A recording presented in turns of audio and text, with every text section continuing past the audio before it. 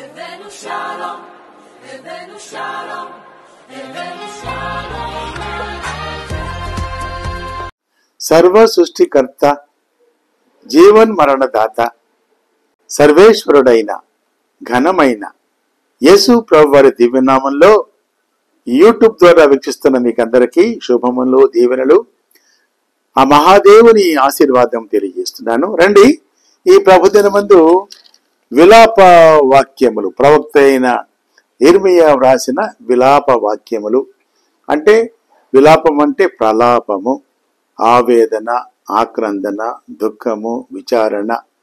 ఇలాగా దీన్ని హెబ్రీ భాషలో ఐకా, EIKHA అంటాం. హిందీ భాషలో విలాప్ అంటాం. కాబట్టి ఇది ప్రలాపించిన కీర్తనలు లేక ప్రలాపించిన వాక్యాలు. ప్రవక్త అయిన ఇర్మియా యెరూషలేము పట్టణము భూస్థాపితం అయినప్పుడు, యెరూషలేము పట్టణము పట్టబడినప్పుడు, యెరూషలేము పట్టణము దోచబడినప్పుడు ఆ బాధతో, ఆ వేదనతో, ఆ దుఃఖంతో దాన్ని చూస్తూ ప్రలాపిస్తూ వ్రాసిన మాటలు లేక తనకున్న భావోద్రేకాల సముదాయము విలాప వాక్యములు. క్రీస్తుకు పూర్వము 586 సంవత్సరంలో రాయబడిన పుస్తకము ఇది. ఏంటంటే యెరూషలేము యొక్క ఓటమి, వినాశనాన్ని సూచిస్తుంది. ఈ పాత నిబంధన పుస్తకాలు రాసేటప్పుడు పురాతన పుస్తకంలో విలాప వాక్యాలకు ముందుగా రాస్తున్న పీఠిక ఇలా వ్రాయబడింది హెబ్రీ భాషలో. నేను చదువుతున్నాను తెలుగులో. యెరూషలేము యొక్క ఓటమి, వినాశనాన్ని సూచిస్తూ జాతి భూస్థాపన అని అన్నట్లుగా వ్రాసిన దాని భావము విలాప వాక్యాలు. యెరూషలేము ఓటమి, యెరూషలేము వినాశనము, యూదా జాతి యొక్క భూస్థాపన లేక భూస్థాపితము. అంటే యెరూషలేములోని యూదుల యొక్క సమూల నాశనముగా వ్రాయబడింది. ఈ భావంతో వ్రాయబడింది. పురాతన అనువాదంలో ఈ మాట వ్రాయబడింది. ఇశ్రాయేలీయులు చెరగొనినప్పుడు ఇర్మియా కూర్చుండి ఏడుస్తూ అంగలారుస్తూ యెరూషలేము విషయమై ఇలాగ విలేపించాడు. ఎందుకంటే దేవుని ప్రజలలో దేవుని వాక్యము లేనందు చేత, వాక్యం అంటే దేవుడు, దేవుని మాటలు, దేవుని ఆజ్ఞలు, దేవుని వాక్యము వెళ్ళిపోవటం చేత వారు పట్టబడ్డారు బబులోనికి అనే భావాన్ని. అయితే ఈ యొక్క గ్రంథ విశ్లేషణ అయిపోయింది. ఆత్మీయ విశ్లేషణలో 3 భాగాలు చూస్తుంటాం. మీరు గమనించండి దయచేసి. ప్రతి పుస్తకము 2 భాగాలుగా చెప్తూ ఉన్నాను. ఒకటి గ్రంథ విశ్లేషణ, రెండవది ఆత్మీయ విశ్లేషణ. ఈ ఆత్మీయ విశ్లేషణలో యేసు ప్రభువారు ఎక్కడ ఉన్నారు? Where is Christ in the book of Lamentations? క్రీస్తు ప్రభు గురించి ప్రత్యక్షముగా లేదు, కానీ అనేక అధ్యాయాల అంతర్గత భావము యేసు ప్రభు వారు కనపడుతున్నారు. మరి ప్రత్యేకంగా కొన్ని మాటలు నేను చదువుతున్నాను.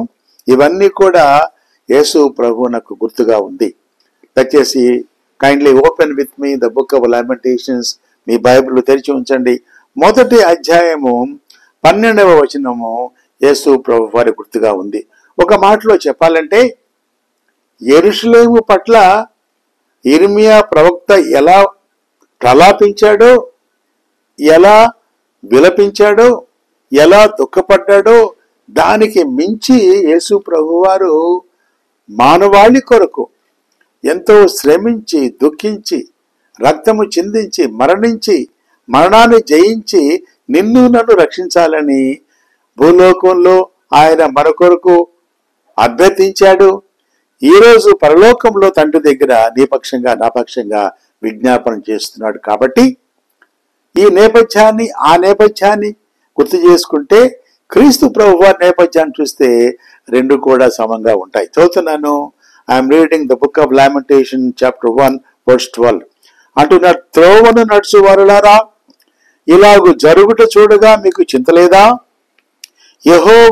యెహోవా తన ప్రచండ కోప దినమున నాకు కలుగు చేసిన శ్రమ వంటి శ్రమ మరి ఎవరికైనా కలిగినదో లేదో మీరు నిదానించి చూడండి. నాకు కలిగిన శ్రమ యేసు ప్రభువారు మానవుడిగా ఉన్నప్పుడు తన రక్తమంతా చిందించబడింది, తన వీపు దున్నబడింది, ముఖంపై ఉమ్మివేశారు. ఎలాంటంటే దేవాతి దేవుడు ఆకాశ మహాకాశమును పట్టజాలని దేవుడు దేవుని కుమారుడిగా మానవాకారంలో మానవుడిగా వచ్చి మానవుల కొరకు మరణించి మరణాన్ని జయించి మృత్యుంజయుడిగా లేచి అంటున్నాడు, నాకు కలిగిన శ్రమ వంటి శ్రమ యేసు ప్రభు వారి శ్రమను జ్ఞాపకం చేస్తుంది. This is the first reference to the Messiah in the book of lamentation. అలాగే ముందుకు వెళుతూ ఉంటే 2వ అధ్యాయము మరి 15వ వచనం కూడా చదువుదాం. This speaks about Lord Jesus Christ. నేను చదువుతున్నాను. 2nd chapter verse 15 లామెంటేషన్ అంటున్నాడు, త్రోవను వెళ్ళు వారందరూ నిన్ను చూచి చప్పట్లు కొట్టెదరు, వారు యెరూషలేము కుమారుని చూచి పరిపూర్ణ సౌందర్యము గల పట్టణమనియు సర్వభూనివాసులకు ఆనందకరమైన నగరి అనియు జనులు ఈ పట్టణము గురించి చెప్పిరి అని అనుచు గేలి చేసి తల ఊచెదరు. ఎంత మంచి మాట అండి. ఆయన ప్రభువారు యేసు ప్రభువారు మానవాకారంలో ఉన్నప్పుడు యెరూషలేమును చూసి ఆయన విలపించాడు, ప్రలాపించాడు. ఆ నేపథ్యము ప్రభువారి నేపథ్యము ఈరోజు మనం గుర్తు చేసుకుంటాం.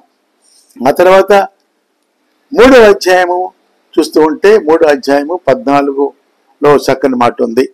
3వ అధ్యాయము 14 అలాగే మరి 19, 20 కూడా ఉన్నది.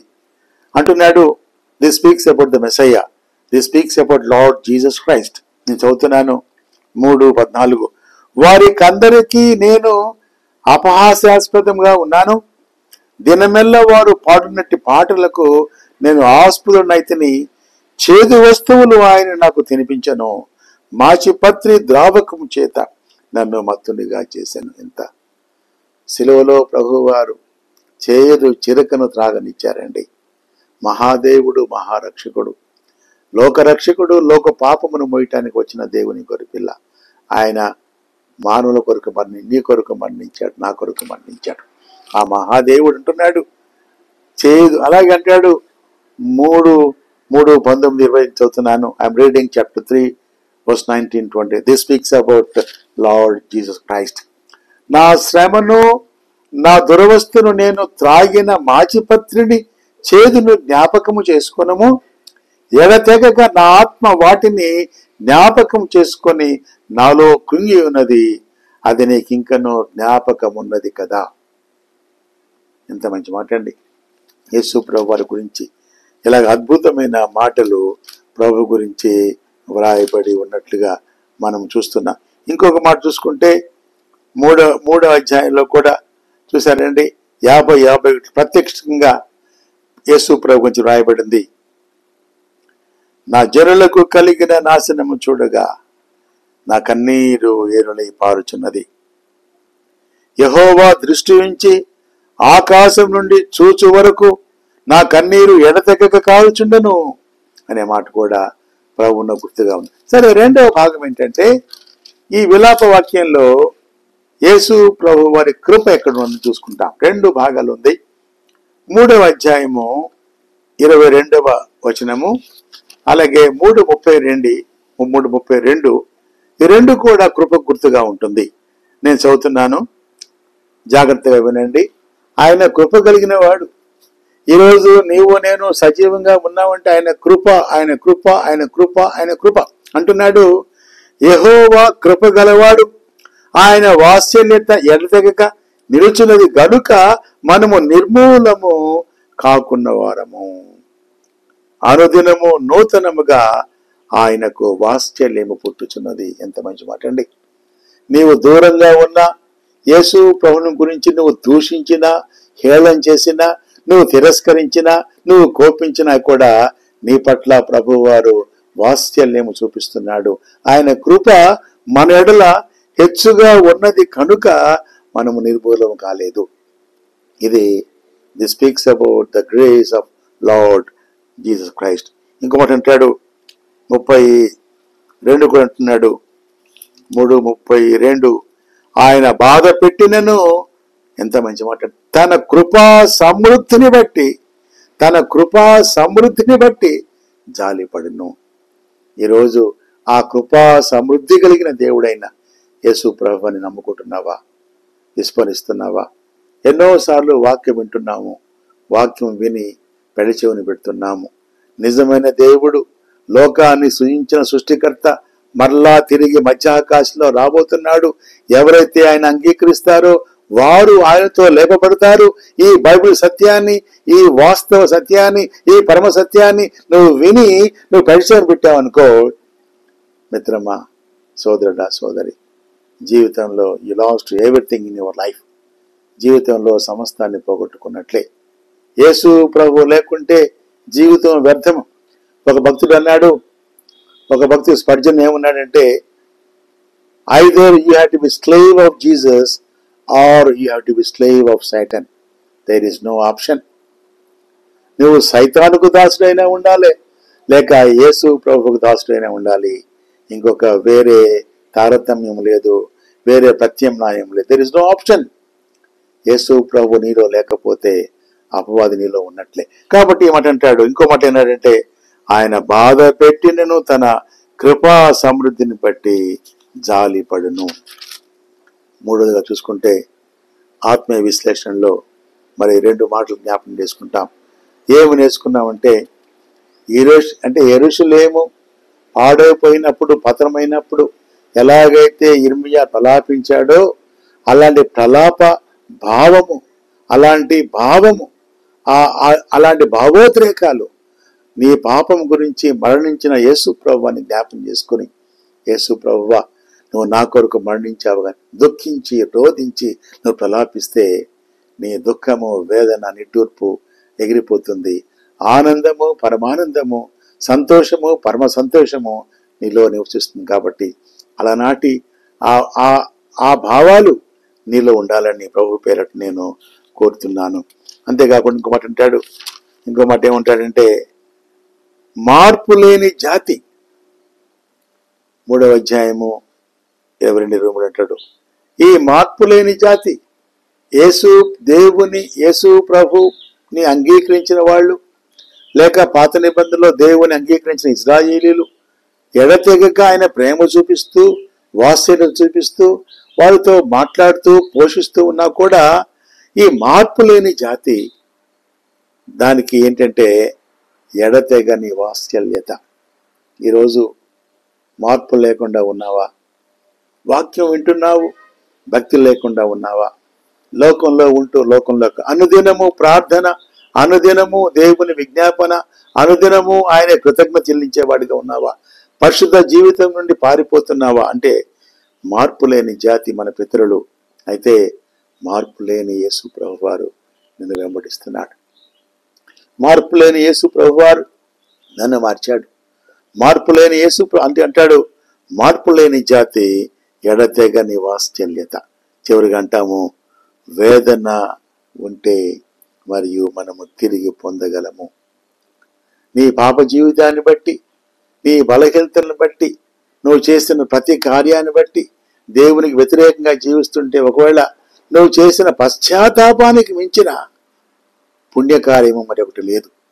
పశ్చాత్తాపడ్డావంటే ఆ వేదన, ఆ ఆక్రందన, ఆ ప్రలాపన, ఆ విలపించుట, ఆ దుఃఖము అది ఉంటే మరలా నువ్వు తిరిగి సమస్తాన్ని పొందుకోగల. కాబట్టి యేసు ప్రభు వారు నీ పక్షంగా, నా పక్షంగా విజ్ఞాపన చేస్తున్నాడు. మార్పు లేని వాడిగా ఉంటే ఆ మార్పు జీవితము మార్చుకొని ఎడతెగని వాత్సల్యత కలిగి ప్రభు దగ్గరికి రా. వేదన పడితే నువ్వు తిరిగి సమస్తాన్ని పొందగల. కాబట్టి ఓ అద్భుతమైన పుస్తకము విలాప వాక్యములు. దేవుని ప్రజలను పవిత్రపరచుటకై అంటున్నాడు, యెరూషలేము కుమార్తెలని మాట్లాడుతున్నాడు. 1వ అధ్యాయంలో పట్టణం యొక్క దుస్థితి చూసాము. 2వ అధ్యాయంలో దేవుని కోపం చూసాము. 3వ అధ్యాయంలో ప్రవక్త దుఃఖం చూసాము. 4వ అధ్యాయంలో ప్రజల పరిస్థితి చూసాము. 5వ అధ్యాయంలో శేషించిన వారి ప్రార్థనలు. ఈరోజు శేషించిన వారిగా ఉన్నాము, నీవు నేను. నీ ప్రార్థన, నా ప్రార్థన ప్రభు అంగీకరించాలని, అలాంటి మహాకృప ఆ దేవదేవుడు మనకు దయచేయను గాక. ప్రార్థన చేసుకుంటాం. మహాకృపగల తండ్రి, మా ప్రేమ గల నాయన ప్రభువా, మా దేవ, వందనాలు, స్తోత్రాలు తండ్రి. విలాప వాక్యం ద్వారా 3 విషయాలు నేర్పించావు ప్రభువా. మీరు ఉన్నారు, విలాప వాక్యంలో మీరు ఉన్నారు ప్రభువా. మీ వాత్సల్యత, మీ కృపా సమృద్ధి, మీ కృప తండ్రి. పడిపోయిన ఇశ్రాయేలును ప్రేమించావు, తిరిగి సమకూర్చావు. అలాగే పడిపోయిన మానవాళి ఎవరైనా సరే, ఏ జాతి వాళ్ళైనా సరే, ఎలాంటి వారిని, ఎంత ఘోర పాపిని కూడా నువ్వు క్షమించగలవు ప్రభా. కాబట్టి తను ప్రలాపించే మనసు, ఆ పాప నైనా, ఆ పాప క్షమాపణ అనుభవము, పశ్చాత్తాప మనసు మాకు దయచేసి ప్రభు. ఇంకనూ పశ్చాత్తాపం పొందిన వారికి ఆ మనసు దయచేయని ప్రార్థన చేస్తున్నాం. నీ కృప ప్రభువా, ఎడతెగని నీ కృప మేము చూస్తున్నాం ప్రభువా. మార్పులేని జాతి ప్రభువా, ఎడతెగని నీ కృప.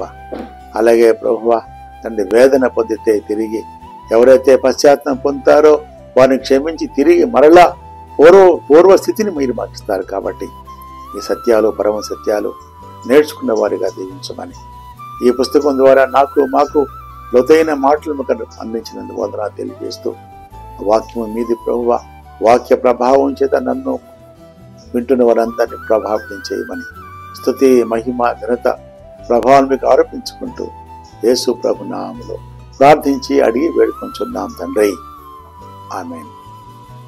తండ్రి, కుమార, పరిశుద్ధాత్మ దేవుని సన్నిధి, సహాయము, స్వస్థత, సమాధానము, సమృద్ధి మనకు, మన బిడ్డలకు, ప్రభు బిడ్డలకు మన జీవితకాల పర్యంతము తోడై ఉండును గాక.